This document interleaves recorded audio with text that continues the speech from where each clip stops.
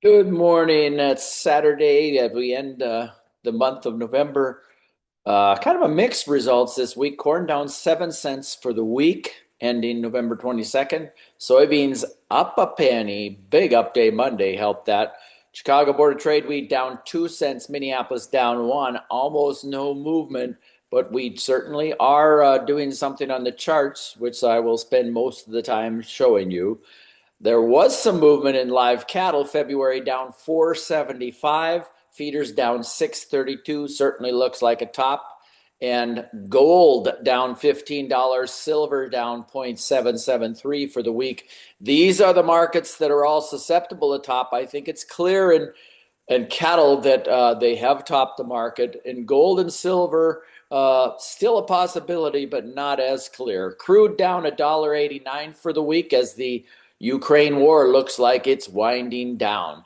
And looking at these charts, look at this corn. Even though not much, 7 cents decline this week, not much change really, but we really did slide lower, especially late in the week. And look at that. You're right up against that uptrend line. I thought this point right here, 436, 437, or 426 in the December contract, which we hit Friday, was a good place to be buying corn back if you need to own some corn back for the bull market. This is obviously now an uptrend, and this is where you want to buy it against this uptrend line. So I think that's the way the corn market looks, but look at the soybeans. A much more, really, the bull market leader ran away higher. The question is this a place to buy it, or do you wait until we drop down here to 1086, 1085 to 1090, somewhere in this area? Will the soybean market drop all the way down there? I think there's two places to buy it. One would be right here at this support shelf, which you would have had to do Friday or Sunday night. And the next place, I would buy half my long positions or a third of them here, and I would wait to buy two-thirds of them here. But the problem is you may not buy it. And this soybeans looks like the bull market, really the runaway bull market. I think if we come down here, this is the point where all the resistance lies. Let me get back here to the soybean chart. This is the point where all the resistance or support lies. And so this whole range is an area that you can buy it to see if this bull market can continue its run. And actually, it probably can continue its run, particularly because I don't think the soybean yield is nearly what USDA says it was. This is the Chicago wheat market sitting on this shelf. This is a place you could buy wheat. And is it possible we could go down and get a double bottom here? I don't know. I think that if soybeans have some weakness, we might come down here a little more. But there's one buy point here and another buy point right here below the previous lows. And in Minneapolis wheat, this looks like the market. If you believe the bull market, that certainly looks like it's emerged in the grains.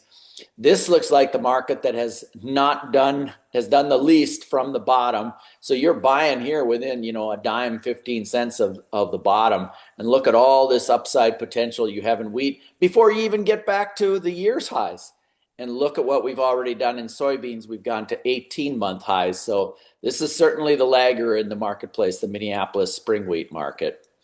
Crude oil down almost a dollar, plus to this week, and certainly this weakness this week is tied to the Ukraine war.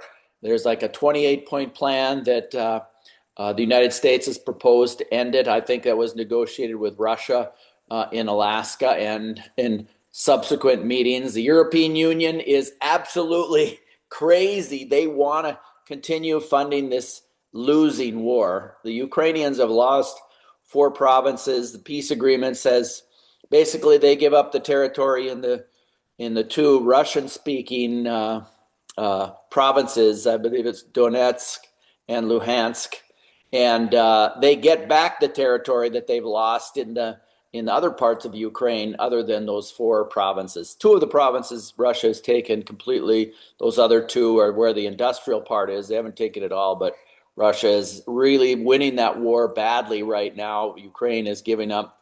And Ukraine has a corruption scandal. Basically, one guy took $100 million or more And one of the 28 points in this peace agreement was, okay, we're going to investigate where the money went and who stole what.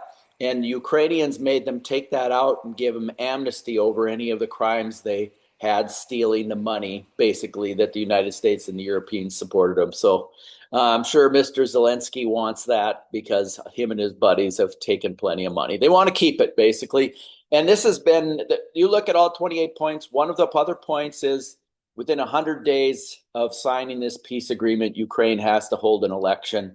Zelensky is done, basically. He is the obstacle to peace. But this is a very interesting situation because Ukraine is losing more and more territory more quickly. And the United States military is assessing that they are in big trouble if they hang on. It's kind of interesting. The losers complain the most about a peace agreement. Maybe it's because that's all they can do is complain that they're not going to win that war. And actually, the United States knew that. Even Biden, the old geriatric, knew Ukraine was never going to win the war. Their whole goal was to put pain on Russia and prolong this war, put them in economic sanctions, etc. They never stated that they wanted to win the war, which why did they start it in the first place then? Anyway, crude oil is probably going to come down here and test these lows. That's probably, 56 is a place where it looks like it has some value if you need some energy needs.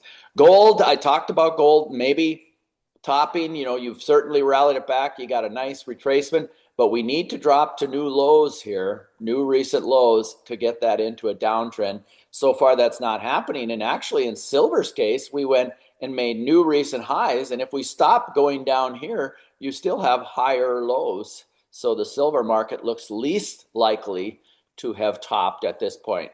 But look at cattle. Cattle most likely to have topped, continuing to make lower lows. Again, a new low, recent low on Friday in the live cattle market. You're going to have to sell this uptrend line. I think the last point was 227, 225 here. And in the feeder cattle, 327, you got to this point, but look at that lower lows. So this is definitely a downtrend. Had a cattle on feed report on Friday. I don't know that it said much.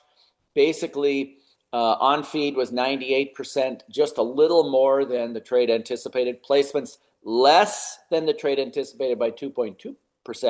That was a little more difference. Marketing's 92% versus a 92.5. This is the impact, I suppose. This report is a little bullish, but doesn't matter much. If prices already went high enough, which the market, these charts are indicating, that you have a potential top that maybe you'll get some recovery back up here to where you could sell. But I think cattle is a place you want to be hedged. And if you're speculating, you want to be speculating on the short side of that. The dollar is starting to rise. You have a dollar rising here since September. Some positive things are happening for the U.S. Trade agreement with China. Peace deal, very likely with Ukraine. And, and Ukraine keeps putting it off. They just keep losing more ground and weaken their position. Now Zelensky has a corruption scandal. It's a disaster over there, which, of course, it was always going to be. So that's kind of where we're at in the marketplace. Grains starting a new bull market.